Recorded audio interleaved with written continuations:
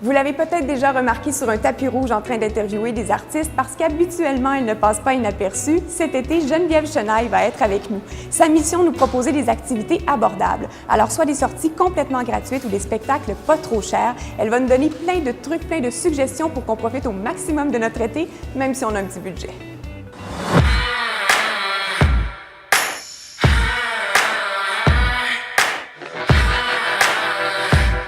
Salut Geneviève, bienvenue au Salon T-Shop. Merci beaucoup. Là, aujourd'hui, tu nous proposes 3 suggestions de spectacles professionnels à voir, mais sans payer trop cher. C'est la fin des classes et les écoles de danse et de cirque présentent un spectacle qui est ouvert au grand public. La première suggestion, c'est l'École supérieure de ballet du Québec qui présente leur spectacle annuel.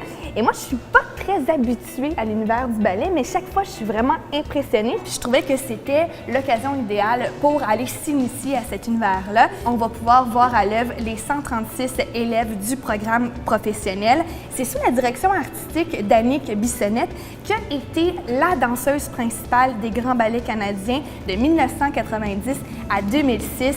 Donc, ça promet. Oui, ça promet. Puis les billets sont accessibles aussi. Le prix est accessible aussi. Très accessible, entre 32 et 47 $. Mais si vous voulez payer encore moins cher, le samedi après-midi, la représentation, les billets sont seulement 15 $.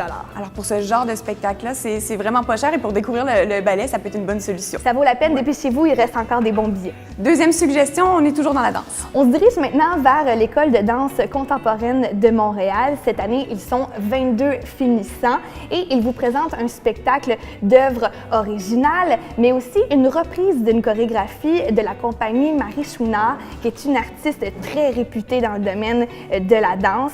Donc, c'est un beau spectacle à découvrir cette année. Et ce qui est merveilleux, c'est que c'est gratuit. C'est totalement gratuit. Donc, si vous n'êtes pas trop habitué à cet univers de la danse, là, eh bien, c'est l'occasion d'y aller. Également, bien, on peut y aller en famille, entre amis. Donc, une belle sortie gratuite à mettre à son agenda. Et pour terminer, ta troisième suggestion, tu nous amènes au cirque.